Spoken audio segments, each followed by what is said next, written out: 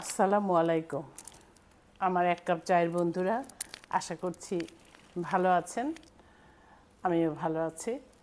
আপনাদের সামনে আবারও হাজির হয়ে গেলাম আরও একটি বিষয় নিয়ে। বিষয়টি বেশ সপ্তাহখানেকের বেশি আলোচনা চলছে। আমার মনে হয় যারা পত্রপত্রিকা দেখেন, আর এখন তো সোশ্যাল মিডিয়া সকল খবর খুব দ্রুতই পৌঁছে দেয় আমাদের কাছে, সবাই মোটামুটি জানেন। আমি সে বিষয়টি নিয়েই কথা বলতে চাইছি, কারণ খুবই স্পর্শকাতর একটি বিষয় এটি। বাংলাদেশের মহিলা ক্রিকেট দল নিয়ে কথা, অর্থাৎ বাংলাদেশের নারী ক্রিকেটার যারা আছেন, যারা দেশের জন্য অনেকবার সুনাম বয়ে এনেছেন, যা পুরুষ ক্রিকেট দলের পারে নাই, সেই নারী ক্রিকেটের এই বাচ্চা বাচ্চা মেয়েরা কিভাবে সেক্সুয়ালি হ্যারাসড হয়েছে সেই কথা বেরিয়ে এসেছে একজন প্রাক্তন ক্যাপ্টেনের মুখ থেকে। একজন সাংবাদিক তাকে ইন্টারভিউ করেছিল, সেই ইন্টারভিউয়ের সময় সে এই বিষয়গুলোকে তুলে এনেছে। অনেক দিন চুপ থেকে হয়তো ভেবেছে এখন এটি বলা দরকার, না হলে এর পরে যেসব মেয়েরা আসবে তারাও এই ধরনের হেনস্থার শিকার হবে। ভাবতে অবাক লাগে, বাংলাদেশের নারী ফুটবল দল এবং নারী ক্রিকেট দল, এই দুটি দলেই যেসব মেয়েরা খেলে বাংলাদেশের হয়ে বিশ্বের অন্যান্য দেশে, সেসব মেয়েরা কিন্তু কোনো ধনী পরিবারের মেয়ে নয়। এমনকি মধ্যবিত্ত পরিবারের মেয়েও সেখানে নাই বললেই চলে। এখানে আছে গ্রামের অত্যন্ত দরিদ্র পরিবারের মেয়ে, পাহাড়ের মেয়ে, বেশ কিছু পাহাড়ের মেয়ে আছে, রংপুরের আছে, অর্থাৎ যারা পরিশ্রম করতে পারে, অনেক পরিশ্রম করে যারা জীবন ধারণ করত, তারাই এসে বাংলাদেশ ক্রিকেট দল এবং বাংলাদেশ ফুটবল দল, অর্থাৎ নারী ক্রিকেট দল, নারী ফুটবল দল, এই দুইটি দলেরই সুনাম অক্ষুণ্ণ রেখেছে। আমরা ফুটবল দলের খবরও জানি, সেখানে মেয়েদের কি অবস্থান বা কি আমরা ভবিষ্যতে জানবো কিনা আমি জানি না, বা কোনো কিছু সমস্যা আছে কিনা জানি না। কারণ এই মেয়েটি, যে মেয়েটি বলেছে, তার নামটি বলছি না, সবাই আপনারা জানেন, দরকার নেই তার নামটি আমাদের বারবার বলার, কিছু আছে বলে আমার মনে হয় না। সে যখন সাংবাদিকের কাছে সাক্ষাৎকার দিয়েছে তখনই তার হেনস্থার কথা বলেছে। তাহলে একজন নারী ক্রিকেটার, সে ক্রিকেট খেলতে এসেছে, এমনিতেই আমাদের দেশ মুসলিম প্রধান দেশ, এবং কিছু মানুষ আছে যারা নারীকে ঘরে বন্দি রাখতেই পছন্দ করে বেশি। নারীর পোশাক নিয়ে কথা বলে, নারীর চলাফেরা নিয়ে কথা বলে, নারীর সাজগোজ নিয়ে কথা বলে, নারী এই করতে পারবে না, নারী ওই করতে পারবে না, নারী এখানে যেতে পারবে না, নারী সেখানে যেতে পারবে না। এমতো অবস্থায় যদি এই কঠিন পরিবেশের মধ্য দিয়ে, কঠিন পরীক্ষার মধ্য দিয়ে, সমস্ত বাধাকে ডিঙিয়ে, সমস্ত বাধা বিঘ্নকে এড়িয়ে যখন এই বাচ্চা মেয়েগুলো ক্রিকেট দলে এবং ফুটবল দলে এসে নাম লিখিয়েছে, বুঝতে হবে বিষয়টি সোজা বিষয় ছিল না। এটা আপনারাও যেমন জানেন, আমিও তেমনি জানি, এবং ক্রিকেট বোর্ডের যারা আছেন, ফুটবল বোর্ডে যারা আছেন, যারা নীতি নির্ধারক, যারা কোচ, যারা ম্যানেজার, যারা ফিজিও, অনেক লোক, যারা নির্বাচক, অনেক মানুষ আছেন, ছেলেদের দলেরও আছেন, মেয়েদের দলেরও আছেন। তারা খুব ভালো করে জানেন যে বাংলাদেশের প্রেক্ষাপটে একটি দরিদ্র পরিবারের মেয়ে যখন ক্রিকেট খেলতে আসে, তখন বুঝতে হবে কতটা স্ট্রাগল করে তাকে আসতে হয়েছে তার পরিবারের মুখে একটু হাসি ফোটাতে, এবং সে ছোটবেলা থেকেই দেখা যাচ্ছে যে এই খেলাগুলো পছন্দ করত। আমার চোখে এখনো পড়েনি কোনো অবস্থাপন্ন ঘরের মেয়ে এই খেলাগুলোর মধ্যে এসেছেন। কারণ যাদের অর্থবিত্ত আছে তারা সাধারণত লন টেনিস খেলতে যান, অথবা ব্যাডমিন্টন খেলতে যান, সেখানেও পরিশ্রম আছে, কিন্তু ক্রিকেট খেলা অত্যন্ত পরিশ্রমের। সে কারণে সাধারণ যেসব নারী, অর্থাৎ যে বাচ্চা মেয়েরা আসে তাদেরকে নারী বলাও বোধহয় ঠিক নয়, মেয়েই বলতে গেলে বললে ভালো হয়, তারা যখন খেলতে আসে তখন বুঝতে হবে তাদের কতটা দিয়ে আসে, তারা কতটা স্যাক্রিফাইস করে আসে। তারা দেখা যায় যে যা আপনারা জানেন, পত্রিকান্তরে দেখেছেনও, যে হাফ প্যান্ট পরে বল খেললে হুজুরেরা তৌহিদি জনতা বলে তাদেরকে তাড়া করেছে, তাদেরকে বিভিন্নভাবে হেনস্থা করার চেষ্টা করেছে। এইরকম একটি পরিবেশের মধ্য দিয়ে বাংলাদেশের ক্রিকেট দল গড়ে উঠেছে এবং সেই দলের মেয়েরা যথেষ্ট নামও করেছে দেশের পৃথিবীর বিভিন্ন জায়গায় খেলে।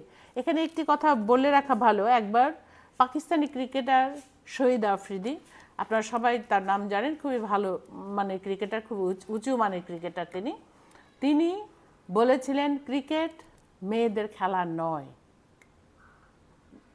মেয়েদের খেলা ক্রিকেট নয়।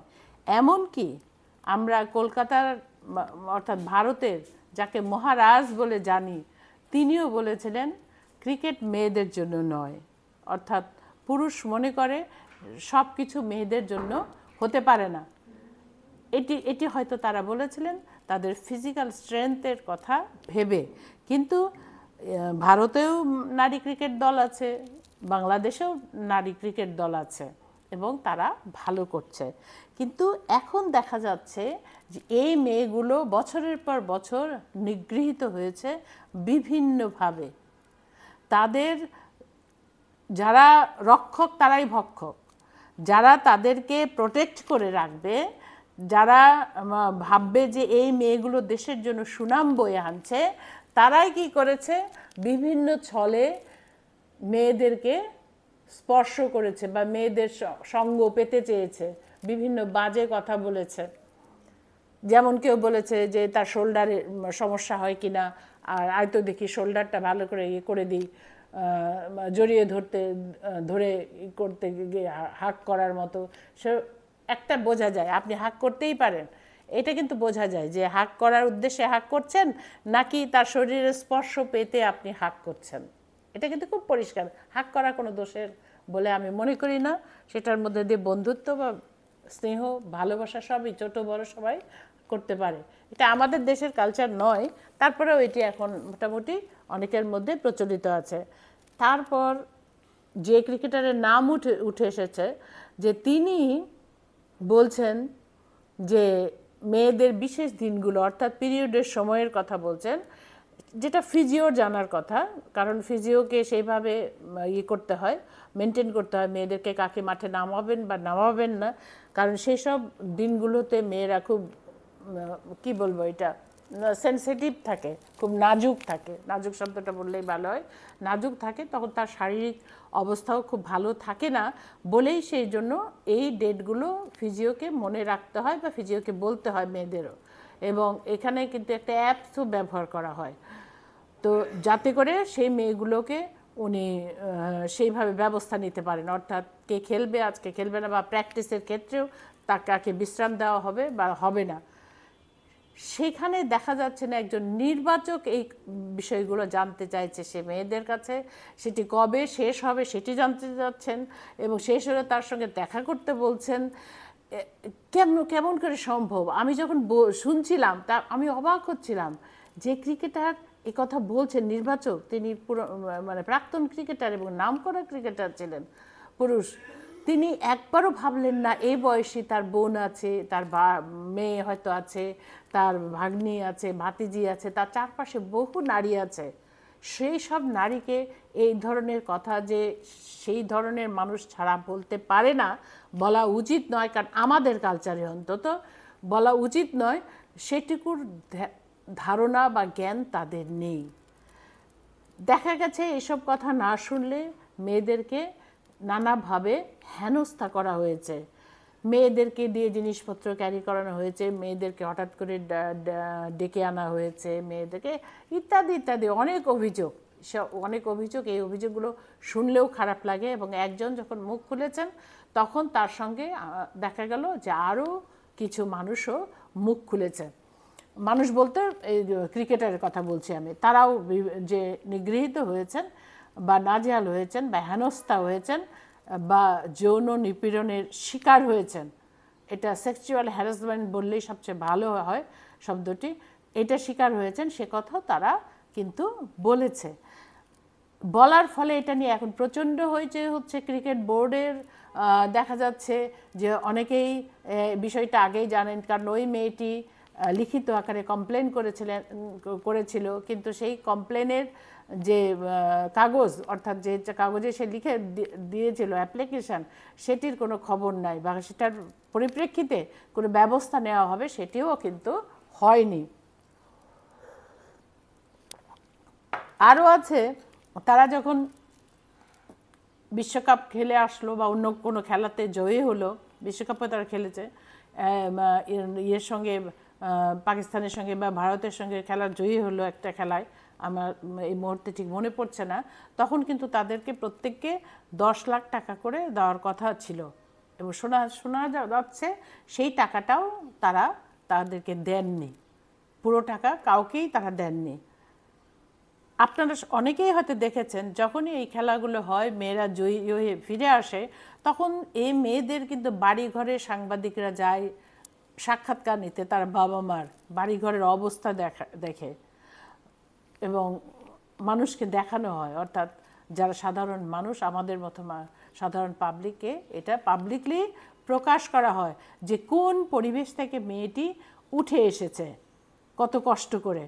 সেই মেয়েদেরকেও এমনিতেই ছেলেদের ক্রিকেটারদের চেয়ে মেয়ে ক্রিকেটারদের পারিশ্রমিক কিন্তু কম। সেই কম পারিশ্রমিক থাকা সত্ত্বেও যেটি তাদেরকে দেবার কথা হয়েছে সেটুকু তারা পায়নি, দেয়নি, এই কথাগুলোও কিন্তু প্রকাশিত হয়েছে। আবার কাউকে হয়তো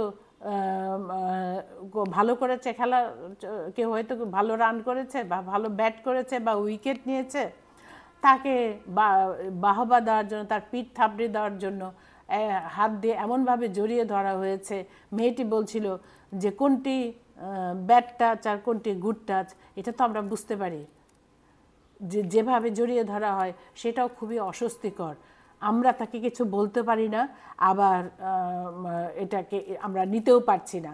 দিনের পর দিন আমরা এইভাবে নিগৃহীত হয়ে চুপচাপ মুখ বন্ধ করেছিলাম যে এগুলো প্রকাশ পেলে হয়তো আমাদেরকে টিম থেকে বের করে দেওয়া হবে, অথবা আমাদের পানিশমেন্ট দেওয়া হবে, অথবা আমাদের যে আয়ের যে ব্যবস্থাটা আছে সেটি দলে না রাখলে তো সে পয়সাটা সে পাবে না।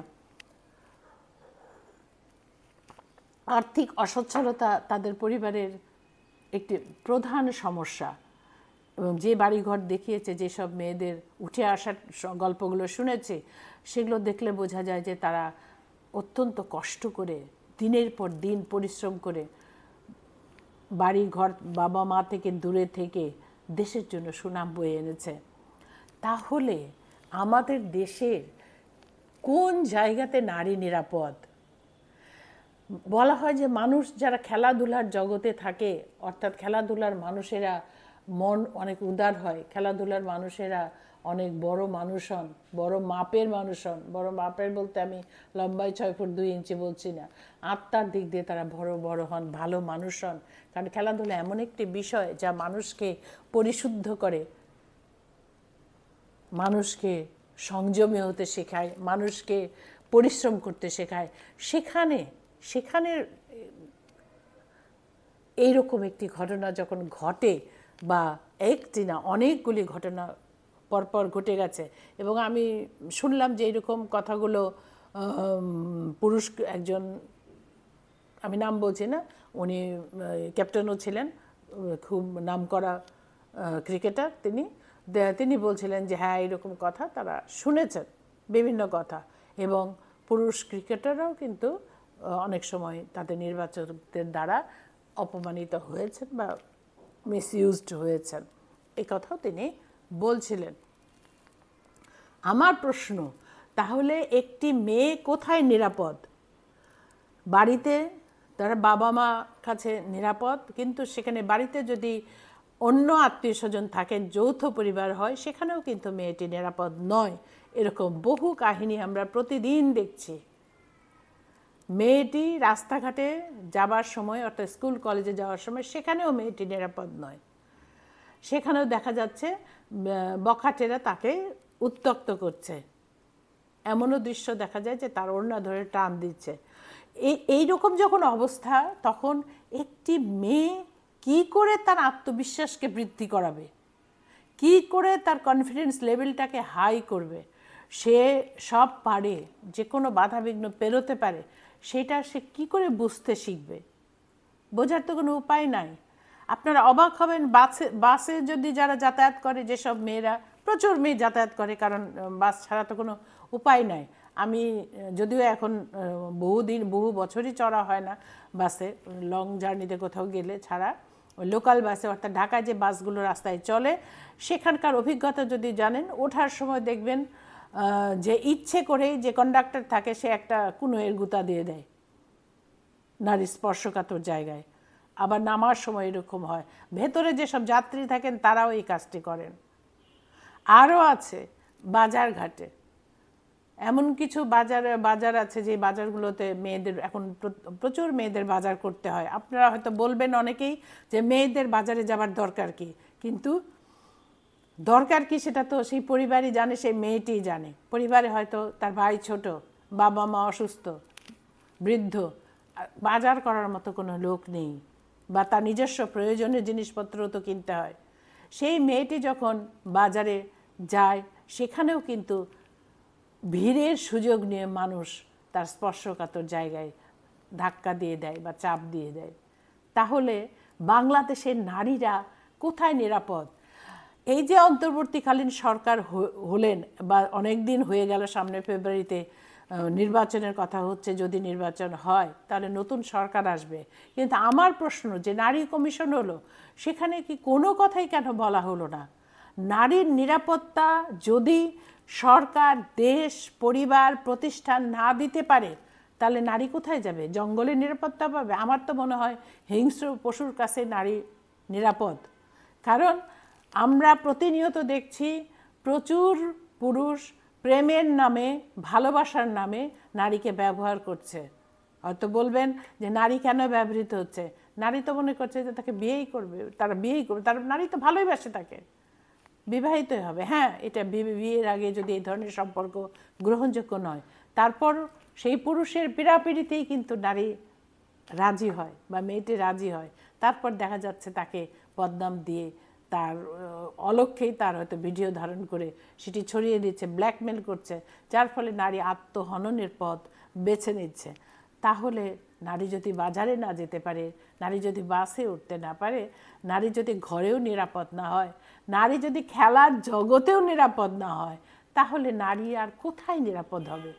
কি করলে নারী নিরাপদ হবে? অনেকেই বলবেন যে নারী বোরকা পরে না কেন? বোরকা পরা বহু নারীও এইভাবে লাঞ্ছিত হয়েছে, মৃত্যুর মুখে পতিত হয়েছে, রেপ করে তাকে মেরেও ফেলা হয়েছে। এখানে বোরকা কোনো বিষয় নয়, বিষয় হচ্ছে আমাদের মানসিকতার। আমাদের পুরুষদের মানসিকতার পরিবর্তন হয়নি। তাদের লজ্জা করে না তার মেয়ের বয়সী একটি মেয়েকে ব্যাট টাচ করতে, তার লজ্জা করে না সে কি করে একজন বড় ক্রিকেটার হয়েছিল। পুরুষ বলেই কি লজ্জাহীন হতে হবে? এবং এই ধরনের পুরুষরাই কিন্তু সমস্ত পুরুষ সমাজকে কলঙ্কিত করছে প্রতি মুহূর্তে। আমরা চাই এটা সুষ্ঠু বিচার। যেসব ক্রিকেট বোর্ডের যেসব কর্মকর্তারা এই কাজের সঙ্গে জড়িত আছেন, জেনেও যারা বিচার করেননি, সেই মেয়েটির আবেদন যাদের কাছে গৃহীত হয়নি, যা কোনো ব্যবস্থা যারা নেননি, প্রত্যেকের জন্য যেন সরকারের পক্ষ থেকে আমি বলবো ব্যবস্থা নেওয়া হয়, তাদের জন্য উপযুক্ত শাস্তির ব্যবস্থা করা হয়। তাহলে না হলে তো কেউ খেলতে আসবে না। আমার তো মনে হচ্ছে ক্রিকেটে আর মেয়েরা খেলতে আসবে না। একটা সুন্দর ভবিষ্যৎ তৈরি হয়েছিল মেয়েদের, একটা সুন্দর দল তৈরি হয়েছিল, এবং অনেকেই আশান্বিত হচ্ছিল, অনুপ্রাণিত হচ্ছিল যে তারা ক্রিকেট খেলবে, কারণ অনেক মেয়ে ক্রিকেট খেলতে চায়। আমি আমার কলেজে আমার মেয়েরাও ক্রিকেট দেখা গেছে ঢাকা বিভাগে চ্যাম্পিয়ন হয়ে এসছে। অনেক মেয়ে ক্রিকেটে আগ্রহী, কিন্তু এই সব বন্ধ না করলে মেয়েদের ক্রিকেট কিন্তু শেষ হয়ে যাবে। ধন্যবাদ, আবার দেখা হবে, কথা হবে আপনাদের সঙ্গে অন্য আরেকটি বিষয় নিয়ে। সে পর্যন্ত ভালো থাকুন।